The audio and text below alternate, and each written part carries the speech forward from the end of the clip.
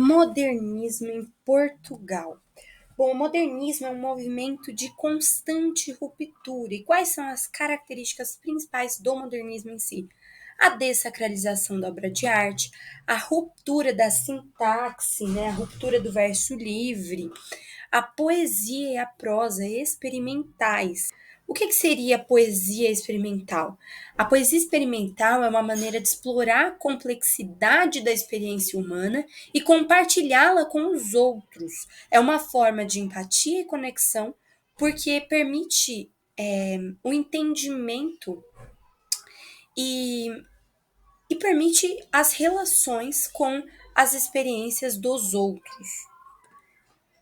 E essa da ruptura da sintaxe, essa ruptura é marcada pela ruptura com o verso livre. O que é o verso livre? Verso livre não segue um padrão de métrica definido, ou seja, não obedece às formas fixas. Então, na verdade, não é que é uma ruptura com o verso livre, mas sim é a ruptura da sintaxe, ou seja, eu uso o verso livre, eu uso versos que não seguem um padrão de métrica definido. O modernismo em Portugal se divide em 3 fases, sendo que a primeira fase é a fase do orfismo. Por que tem esse nome? Veja bem, vamos entender. Fernando Pessoa contribuiu com a revista Orfeu, daí o nome orfismo. Certo, Orfeu, na mitologia grega, foi um jovem flautista cuja noiva morre e ele vai buscá-la no Hades.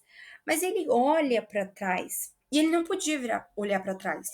O combinado era ele que ainda estava, digamos, no mundo real, sem ser no inferno, no inferno, não, perdão, sem ser no lugar onde as pessoas vão quando morrem, que seria o Hades. Então ele estava vivo, só que a noiva dele morreu. Aí ela foi pro Hades. E aí o que acontece? Ele tinha uma chance para ele buscar a esposa dele, porque ele amava muito a esposa dele. Ele tinha uma chance de buscar a esposa dele no Hades. Só que a condição para essa chance concedida seria que ele não poderia olhar para trás. Aí ele foi buscá-la e ele olha para trás. Quando ele olha para trás, ela, a esposa dele, vira pedra.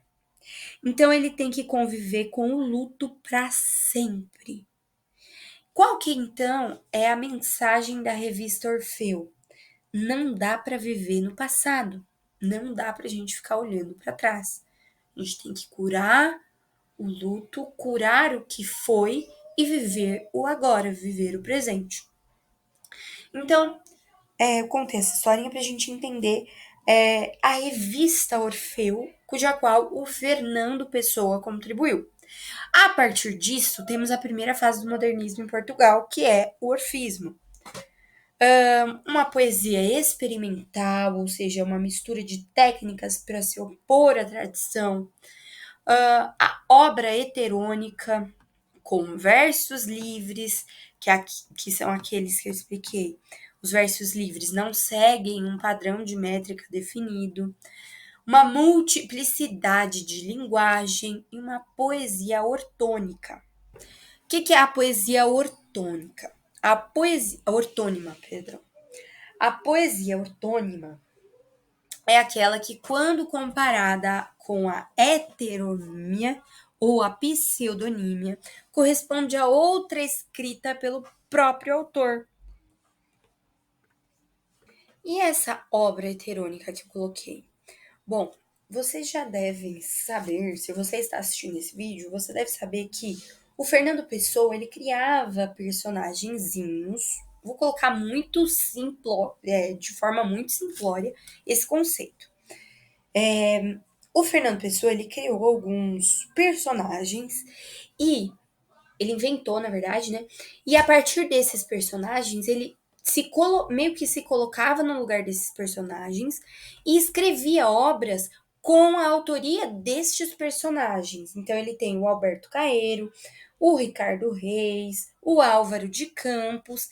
Então, de forma muito muito simplória, a heteronímia poética é um conceito literário que se refere à criação de diferentes personalidades poéticas por um mesmo autor, ou seja, Fernando Pessoa criou a figura de Alberto Caeiro, de Ricardo Reis, de Álvaro de Campos.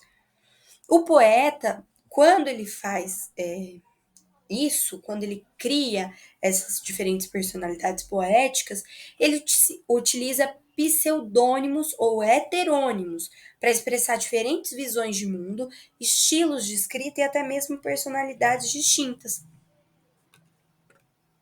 Então, a poesia ortônica, ou ortônima, é aquela escrita pelo próprio autor. Então, o Fernando Pessoa, nesse caso, assina como ele mesmo. E dentre as obras do Fernando Pessoa, de poesia ortônima, há a obra Mensagem, publicada em 1934. Nessa obra, o Fernando Pessoa vai ser saudosista, nacionalista, sebastianista. Vale lembrar que o Fernando Pessoa foi influenciado por diversos discursos que resvalaram na sua obra. Que discursos? Discursos relativos à religião, ao misticismo e até certo patriotismo. Nesse ponto de sebastianismo, pode-se dizer, na realidade, um sebastianismo reinventado. Por quê? Porque a crença na volta de Dom Sebastião já ocorria na produção de outros autores, como João de Castro ou até mesmo o padre Antônio Vieira. Essa crença profética, sebastianismo, acreditava que o passado heróico de Portugal deveria retornar. Nesta obra, então, ele se pautou no sebastianismo, no nacionalismo e no saudosismo. O saudosismo, por definição, é, na verdade, uma doutrina política e social. Qual que era a base do saudosismo? A regeneração do país, pois surgia em meio a uma mentalidade nacionalista, tradicionalista e até mesmo neorromântica. Qual que era o princípio do saudosismo? A saudade. Mais características da obra Mensagem. Então, saudosista, nacionalista, sebastianista. A obra A Mensagem foi dividida em 3 partes. Brasão, que referia-se, essa parte do brasão fala sobre a formação do Reino de Portugal. Mar Português fala da expansão do território português. E O Encoberto vai discorrer sobre o futuro de Portugal. E pode-se dizer que essa obra-mensagem é uma espécie de epopeia. Por quê? Porque a epopeia é um texto de exaltação de heróis. E nesse caso, ele está exaltando a nação Portugal. Navegar é preciso. Navegadores antigos tinham uma frase gloriosa: navegar é preciso, viver não é preciso. Esse preciso expressa uma ambiguidade, porque pode ser preciso com a ideia de necessário ou pode ser preciso com a ideia de precisão. Quero para mim o espírito desta frase, transformar da forma para acasar como eu sou. Viver não é necessário, o que é necessário é criar. Não conto gozar a minha vida, nem em gozá-la penso, só quero torná-la grande. Ainda que para isso tenha de ser o meu corpo e a minha alma a lenha desse fogo. Só quero torná-la de toda a humanidade, ainda que para isso tenha de a perder como minha. Cada vez mais assim penso, cada vez mais ponho da essência anímica do meu sangue. O que é anímica? Anímica é de alma. O propósito impessoal de engrandecer a pátria e contribuir para a evolução da humanidade. Aqui, ele meio que resume o que ele quer dizer nas estrofes anteriores. O propósito impessoal de engrandecer a pátria e contribuir para a evolução da humanidade. É a forma que em mim tomou o misticismo da nossa raça. Fernando Pessoa, navegar é preciso. Bom, o que ele está querendo dizer aqui? Que ele só quer lutar pela pátria dele e para isso ele vai ter que navegar, ou seja, desbravar os territórios para expandir a nação, para expandir o domínio de Portugal. E ele vai fazer isso a qualquer custo, nem que ele tenha que dar a vida dele por isso. Temos mais 2 textinhos. Texto 2. Eu penso por meio de metáforas. Minhas ideias nascem da poesia. Descobri que o que penso sobre educação está resumido num verso célebre de Fernando Pessoa. Esse é um texto do Rubem Alves, tá? Navegar é preciso, viver não é preciso. Navegação é ciência, conhecimento rigoroso. Para navegar, barcos são necessários. Barcos se fazem com ciência, física, números, técnicas. A navegação, ela mesma, faz-se com ciência. Mapas, bússolas, coordenadas, meteorologia. Para a ciência da navegação é necessária a inteligência instrumental, que decifra o segredo dos meios.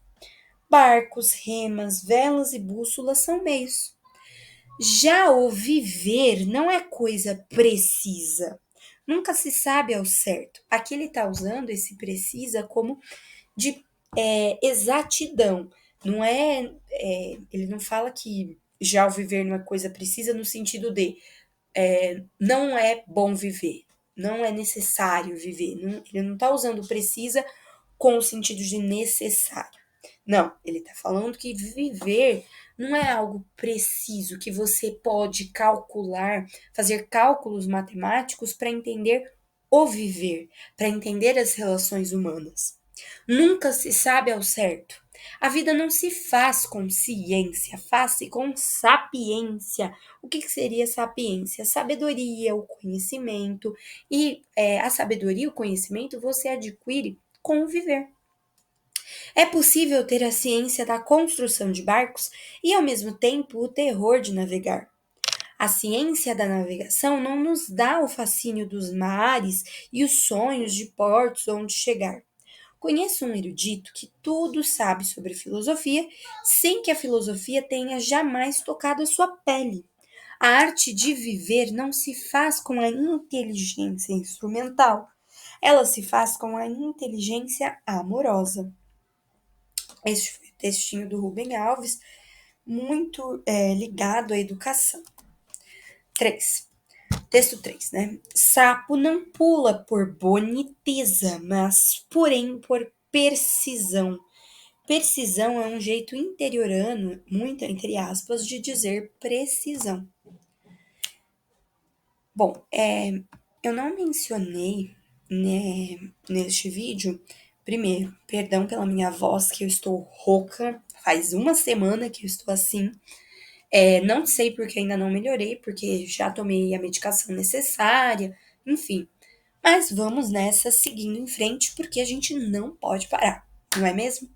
Então, é por isso que eu tava enrolando, inclusive, para postar o próximo vídeo dessa semana. Mas enfim, vamos lá. Ok. E segundo ponto. Então, o primeiro ponto era esse. Segundo ponto. Este vídeo é um vídeo analítico. Analítico de quê? Análise de texto. Para isso eu trouxe, deixa eu ver, 3 questões para gente analisar esses textos. E também para entender um pouquinho a configuração do modernismo em Portugal, Fernando Pessoa na fase do orfismo. Então, julguei necessário julguei necessária esta apresentação e esta análise, porque a partir de uma análise é possível compreender melhor as relações interpessoais e as relações à nossa volta, além também de ir bem na prova, né? Então, vamos lá. Relacione os 2 primeiros textos entre si. Ambos utilizam a frase navegar é preciso, viver não é preciso, que é tradução da frase latina navigar necessaire. Não sei falar isso em francês, tá? Viver non est nécessaire. Eu vou até ver agora e falo para vocês direitinho. Então, de novo. Relacione os dois primeiros textos entre si, ambos utilizam a frase. Navigare necesse, vivere non est necesse. Navigare necesse, vivere non necesse. Navigare necesse, vivere non est necesse. Enfim, é isso aí. Explique a diferença do uso dessa frase nesses dois textos. Bom, para Fernando Pessoa, esta frase tem sentido existencial. Já para Rubem Alves, traz um sentido técnico e material. Aí eu coloquei uma resolução mais complexa, mas, resumidamente, para Fernando Pessoa, esta frase tem sentido existencial. Já para Rubem Alves, traz um sentido técnico e material. Bem, em que sentido Guimarães Rosa emprega o substantivo precisão? Vamos voltar lá. Sapo não pula por boniteza, mas porém por precisão. Lembra que eu falei que precisão é um jeito interiorano de dizer precisão. Então, em que sentido Guimarães Rosa emprega o substantivo precisão no texto 3? Bom, Guimarães Rosa usa este substantivo empregando a ele o sentido de necessidade, né? Sapo não pula por boniteza, mas porém por necessidade, porque ele precisa. Ok, então Guimarães Rosa usa este substantivo empregando a ele o sentido de necessidade. Construa uma frase com o substantivo precisão, dando a ele um sentido diferente do que aparece na frase de Guimarães Rosa. Por exemplo, na frase em uma dissertação, é preciso ter exatidão. Pronto. Agora,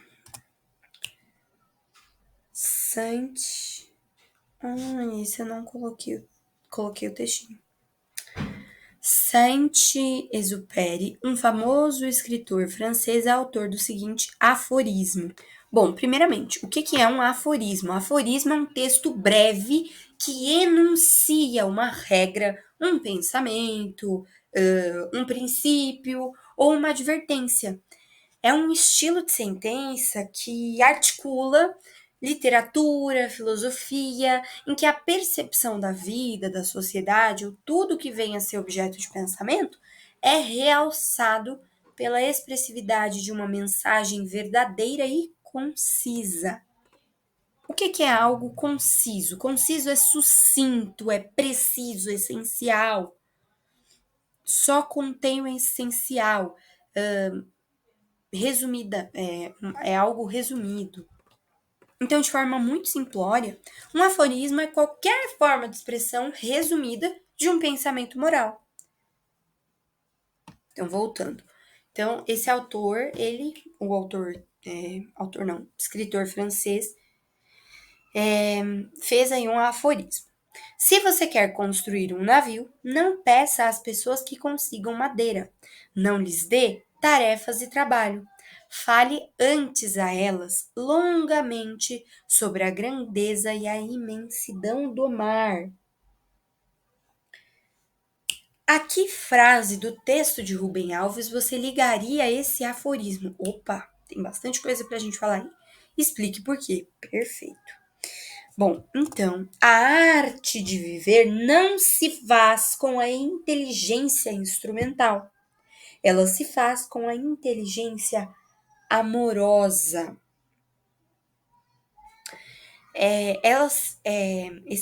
Essa frase do texto e esse aforismo se identificam na ideia de que a sapiência, ou seja, o conhecimento, a sabedoria, é um grau superior de conhecimento, porque é ela que dá sentido ao conhecimento científico, o conhecimento técnico. Diz Rubem Alves em seu texto: a vida não se faz com ciência, faz-se com sapiência. Explique a diferença entre ciência e sapiência nesse contexto.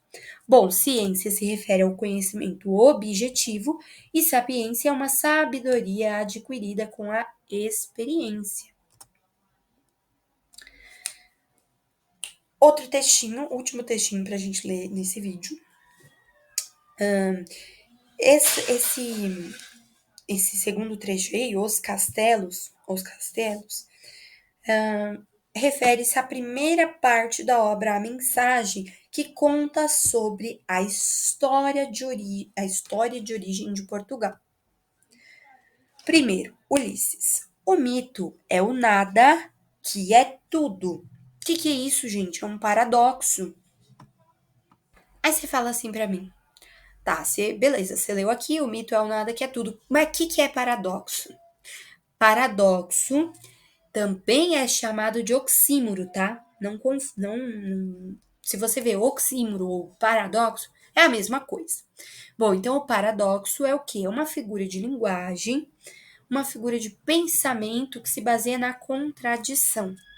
Muitas vezes o paradoxo pode apresentar uma expressão absurda e você olha assim e fala: nossa, isso não tem pé nem cabeça. Mas o paradoxo expõe uma ideia coerente e fundamentada na verdade. Por isso, o paradoxo é fundamentado no quê? Na contradição lógica das ideias. Então, o que é um paradoxo? Contradição lógica das ideias. Como se a gente tivesse duas ideias numa frase e uma se contrapõe à outra, uma é oposta à outra. Mas essa contraposição cria uma ideia lógica, ou seja, essa contraposição faz sentido. Beleza. O mito é o nada que é tudo. O mesmo sol que abre os céus é um mito brilhante e mudo. O corpo morto de Deus, vivo e desnudo. Este que aqui aportou, este refere-se a quem? Refere-se a Ulisses. Este, Ulisses, que aqui aportou, foi por não ser existindo. Sem existir nos bastou. Por não ter vindo, foi vindo e nos criou. Assim, a lenda se escorre, a entrar na realidade e a fecundá-la decorre. Embaixo, a vida, metade de nada morre. Textinho de Fernando Pessoa, da obra Mensagem. Por que que esse poema se chama Ulisses? Aí faltou um S, mas por que esse poema se chama Ulisses? Porque existe o mito que Ulisses fundou Lisboa. Qual é a figura de pensamento que ocorre em o mito é o nada, que é tudo? É o paradoxo, certo? Paradoxo. E acabaram as perguntinhas? Acabaram. Mas comentando aqui muito rapidamente, esse paradoxo que a gente viu, o mito é o nada, que é tudo, faz o que? Uma reflexão sobre como coisas materiais influenciam a realidade. Então, essa frase quer dizer o quanto os símbolos influenciam a existência humana. Bom, e já que esse poema fala sobre o mito de que Ulisses fundou Lisboa, a existência não, a essência da vida decorre de que fator por esse poema? A essência da vida decorre da lenda de que Ulisses fundou Lisboa. Bom, com esse vídeo eu espero que você tenha entendido esse conteúdo, espero que esse conteúdo tenha contribuído para a sua formação e desenvolvimento acadêmico e também reflexivo sobre a vida. Eu particularmente adoro estudar a parte da literatura, a parte analítica de textos, porque eu amo relações interpessoais, entender as relações interpessoais, entender a mente das pessoas, o que determinada pessoa pensa em detrimento de assuntos em específico, em detrimento de épocas. Eu amo esse tema. Enfim, parar de falar um pouquinho sobre mim. Espero de coração que vocês tenham entendido esse conteúdo e que contribui de alguma forma para a sua formação acadêmica e para a sua sapiência, como vimos aqui.